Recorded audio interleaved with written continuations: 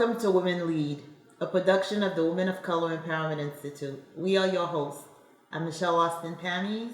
I'm Kathy Eggleston. And I'm Bernadette Norris Weeks. Today we have a really special show for you all today. It has to do with covering and really featuring Monique Worrell, who is the duly elected state attorney from the 9th Judicial Circuit. She really has a lot to say to our audience about just really engagement, her journey into the path that she took to ascend to not only be the 9th Judicial State Attorney, but I think the first Black woman within the state of Florida to ascend to that position. I mean, she is quite an inspirational figure. And there's a story.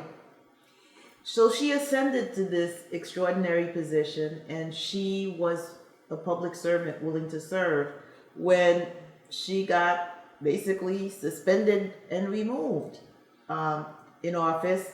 And she has a lot to say about that story as well. She does. And the interesting thing about Monique Worrell is she's someone who didn't just get into a position, but she basically got into the position. She stood up for her community. She is a leader. She is not, and she'll talk to us about, and talk to Michelle actually, because Michelle did the interview. So she'll talk to Michelle about how it's important when we get into these leadership positions that we don't just sit there, that we actually make a mark, speak out, and be bold in our leadership. Yeah, I love the interview that Michelle did with Monique.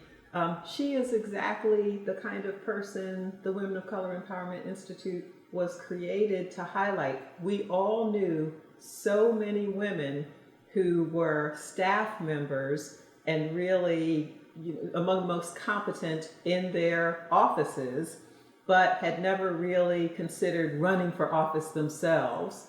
And with some pushing, she decided, yes, it was her time.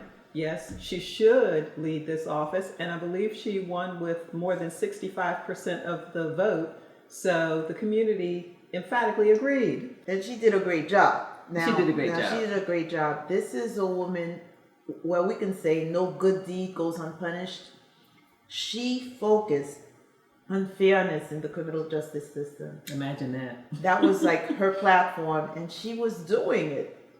And it seems that was something that was unpopular in certain circles. So, well, I think it's widely held now and widely believed that her removal was a political removal.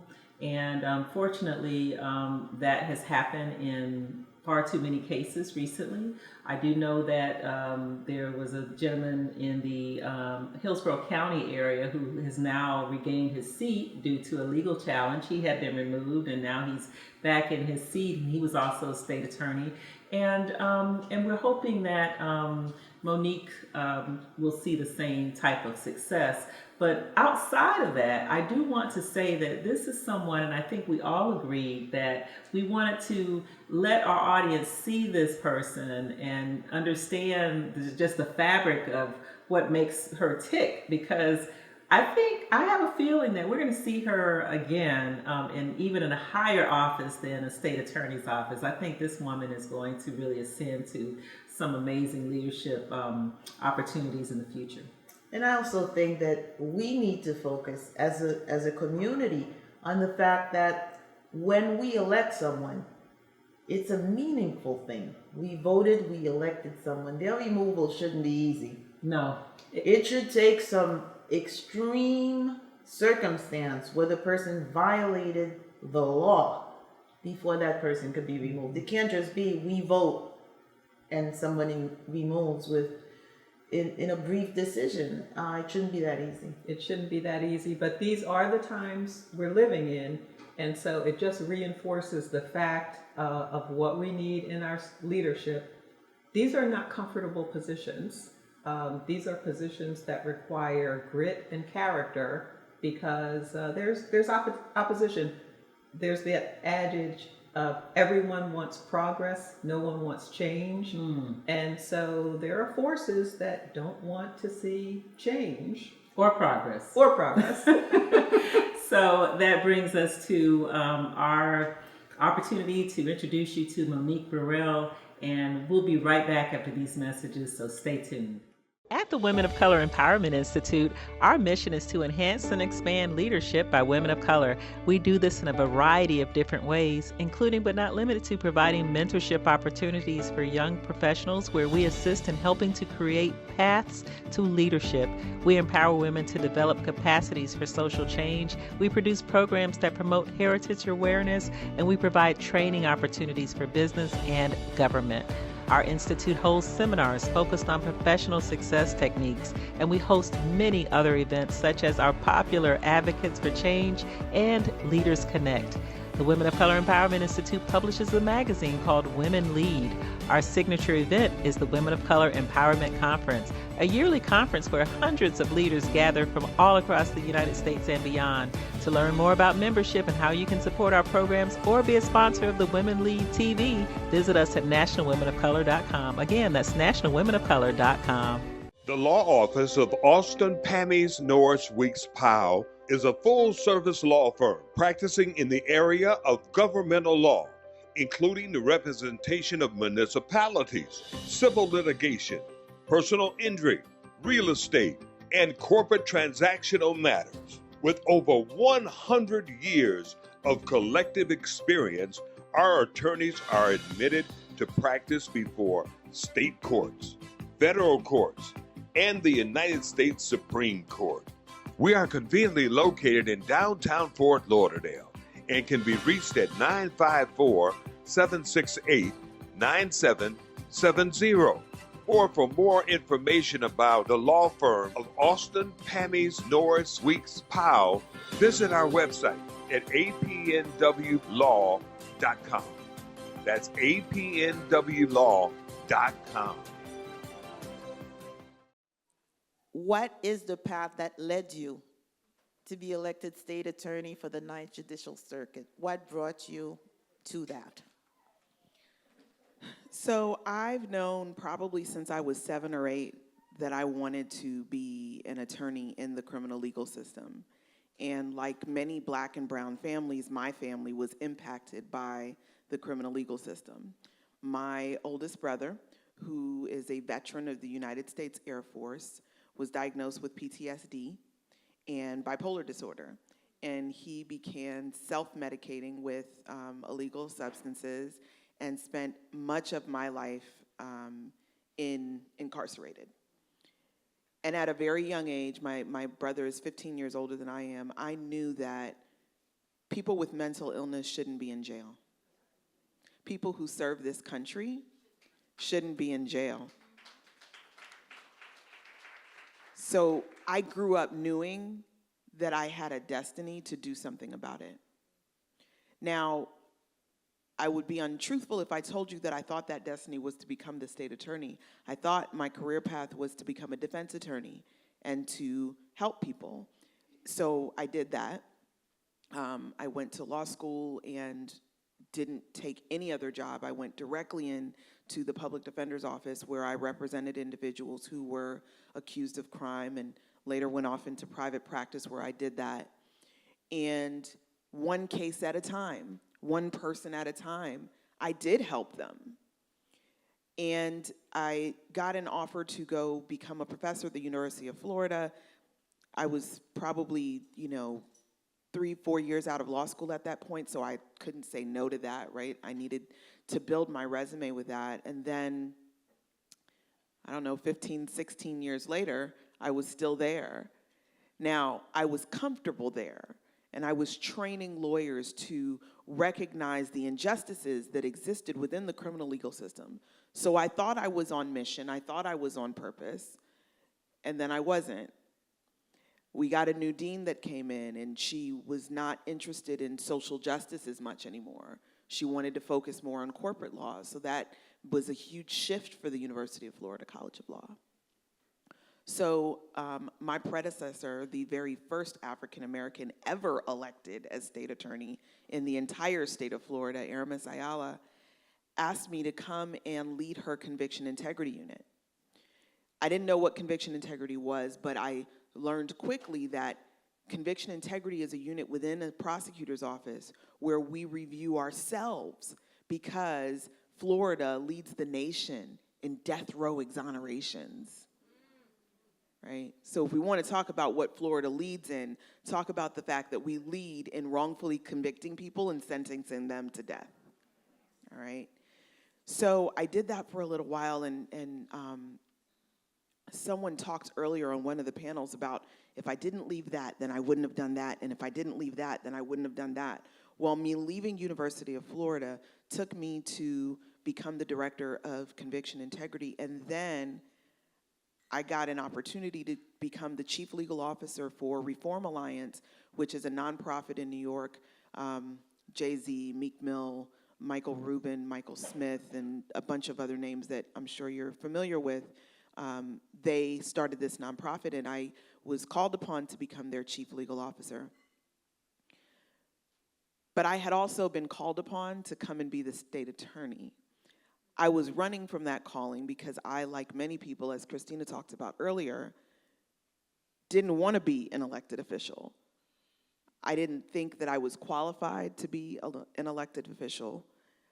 And it came out of a conversation between me and my predecessor where I was pushing her to run again. And she said to me, if you want it so bad, you run for state attorney. And I said, don't be ridiculous. I can't be the state attorney. And then I went home that night, and God began to wrestle with me. Why can't you be the state attorney? And I said, no, I'm not going to be the state attorney, and I took the job in New York and ran. And, you know, I hate to take, public responsibility for COVID happening, but maybe had I said yes, then COVID wouldn't have happened, because as I ran to New York, our country was hit with COVID, and New York, of course, was hit harder than anywhere else. So I ran back to Florida and filed for my race for state attorney in March of 2020, just 5 months before the August election. As a very first-time candidate, and Christina outlined really well all of the things that a first-time candidate doesn't know. I was not exempt. I didn't know any of those things. I didn't have the money. I didn't have the sponsors. I didn't have the connections.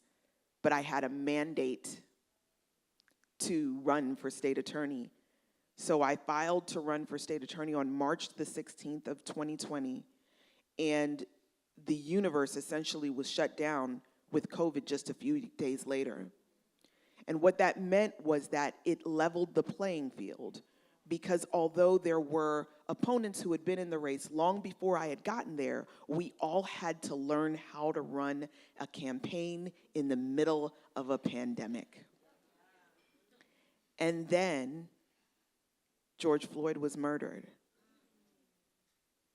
And that elevated me immediately to the top of the candidate pool, because no one else in that race knew how to speak to the atrocities and injustices that exist in this country. And with that, I began to do what I always did when Black men were killed in the street without recourse. I marched, I protested, I raised my voice. I stood with the people whom I had always stood with. It wasn't new and it wasn't performative. It was natural. And they began to rally around me, and immediately the people whom they thought that I could never beat started to fall below me in the race. And in August of 2020, against all odds, I won my primary and was elected state attorney.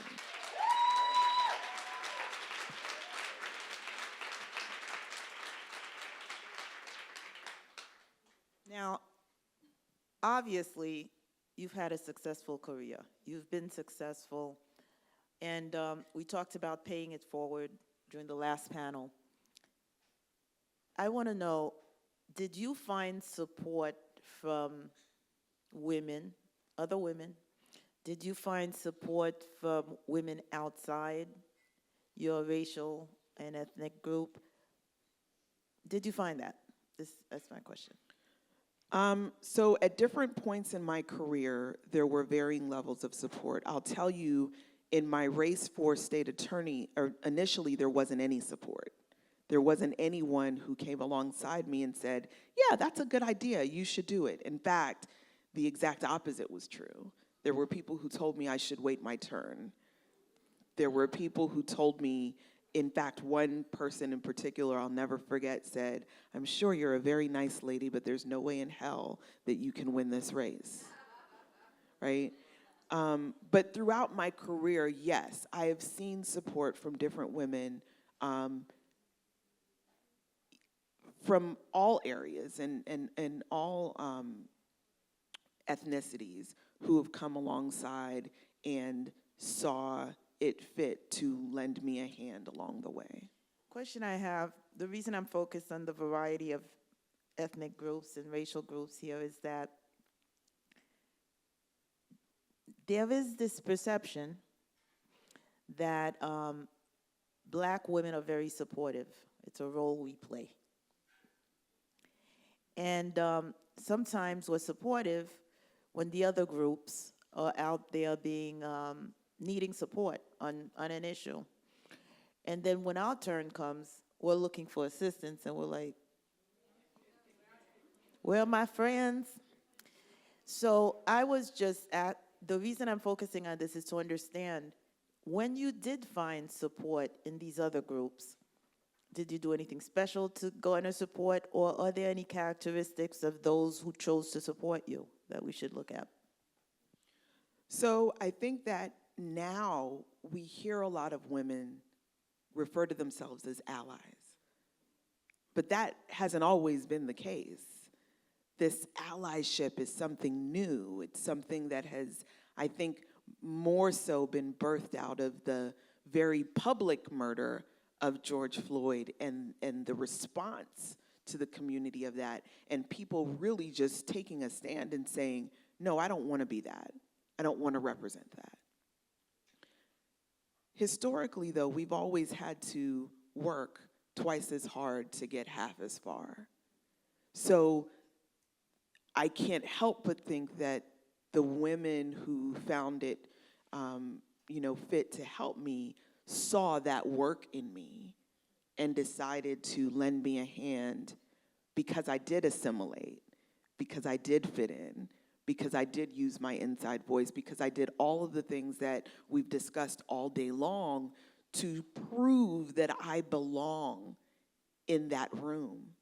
Now, you look at me today in my Ankara outfit with my locks on the top of my head, and you can't believe that I ever assimilated, but it's true. If you look back of pictures of me 20 years ago, you'll see me with my very long permed hair and my very distinct diction in the way that I spoke, and all of the clubs that, I belonged to, and the white schools that I made sure that my children were enrolled in. Assimilation was very much a part of my journey and the ability to get recognized as someone who should receive sponsorship. Were you able to bring others along as you climbed during the course of your career? And give us some examples of that. And so because that was my story, I knew that as I climbed, my responsibility was to bring others along. So I remember when I was the chief legal officer of Reform Alliance in New York, I started hiring as soon as I got there, and I started hiring paralegals and, my staff that was going to work with me to do the work that we were doing. And I remember one day the CEO walks in, and he looked at my section of the room, and he was like, I feel like I just walked into Wakanda, right? And that wasn't a compliment. It wasn't a compliment, but I understood the assignment, right? And as state attorney, I prided myself on having one of the most diverse executive teams probably ever. There were Black women, there were white men, there were members of the LGBTQ community, there was an Asian woman. So There were older people, there were younger people, because I understood that in order for me to be successful, I needed to have all of these voices and perspectives present in the room as I made very critical decisions about how we moved our criminal legal system forward.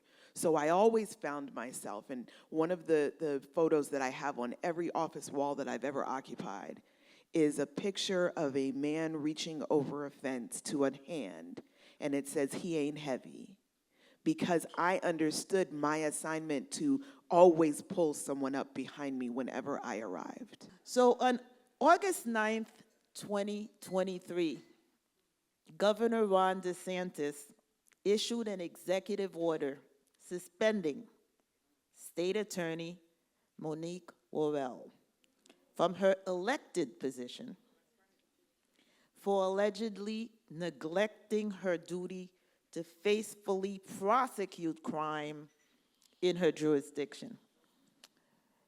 So, did you know this was coming? And if so, do you know why this happened? So yes, I knew it was coming. Almost a year to the day before I was suspended, Andrew Warren, the state attorney in Hillsborough County, was suspended for issuing a statement that he would not prosecute women and doctors for performing abortions. And I knew that when Andrew Warren was suspended, he was but a political casualty for the governor to get to me.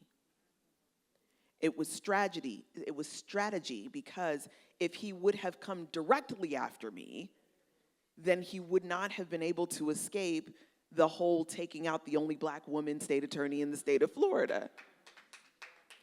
So by signing the abortion pledge, what Andrew Warren did was gave the governor a reason to get him first, so that by the time he got to me, he could say, well, see, look, I just took out a white man too, so clearly this isn't racist. I've made it somehow to the presidential debate stage. I don't know if you all have seen the statements from the dictator-in-chief about how he's going to, once he becomes president, bring civil rights actions against Soros-funded prosecutors. So let me talk to you a little bit about why this is happening.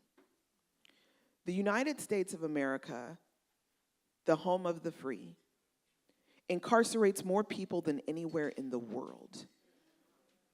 And here in the state of Florida, we do it at a rate higher than the national average.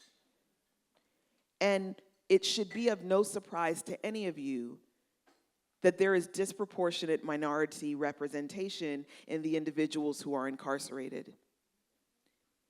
That as we are handing out licenses to people to sell marijuana, there are people in prison serving decades-long sentences for selling marijuana. And they look like you, most of you, and me.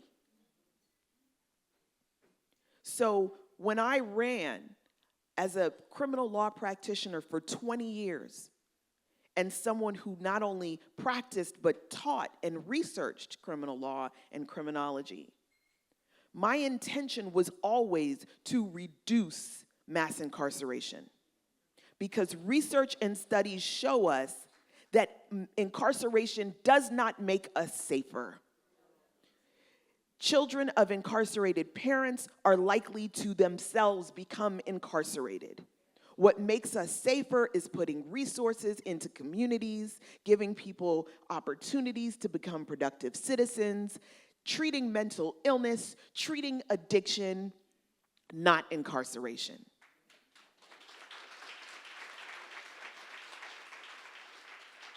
So I was clear and unapologetic about that mission. It's not like the flip-flop that you see sometimes with politicians, that you run on one thing and then you do another. I was very clear, and I'll tell you that 397,000 people in the 9th Judicial Circuit voted for that platform.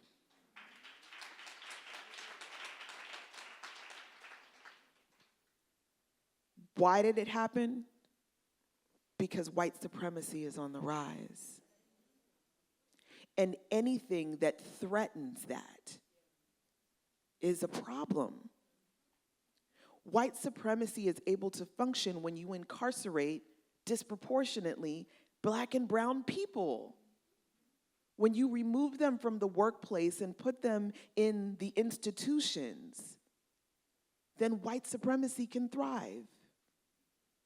So I symbolize a threat to that. And that's why this is happening.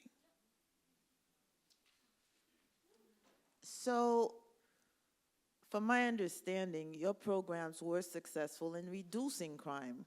Talk about that. Because if it's really about you not faithfully prosecuting crime in your jurisdiction, how did you go about reducing crime? Yeah. So if you haven't read the brief written by my brilliant attorneys, I highly encourage you to do so. Because in that brief, it talks about just that how under my administration, crime was at a 20-year low, lower than it had been in 20 years. So you've just heard and seen my interview with Monique Worrell, duly elected state attorney for the Ninth Judicial Circuit in Florida. And I believe she is all we told you she would be. Do you agree? I agree. I agree. She delivered. She delivered. Monique Worrell is a leader, and this is something that comes to her naturally. You see it when you speak to her, and she shared with us some of the difficulties that she faced, yet we don't see her defeated. Absolutely not. She's so mission driven. What an extraordinary woman of character, conscious, capability. I was very inspired. And to learn more about the Women of Color Empowerment Institute and hear more powerful conversations like the one that you heard today with Monique Worrell, we invite you to go to our website, nationalwomenofcolor.com, nationalwomenofcolor.com, where you can register for upcoming conferences and find out about our events and how to connect with our Women of Color Empowerment Institute family. And so, until the next time, we encourage you to be empowered.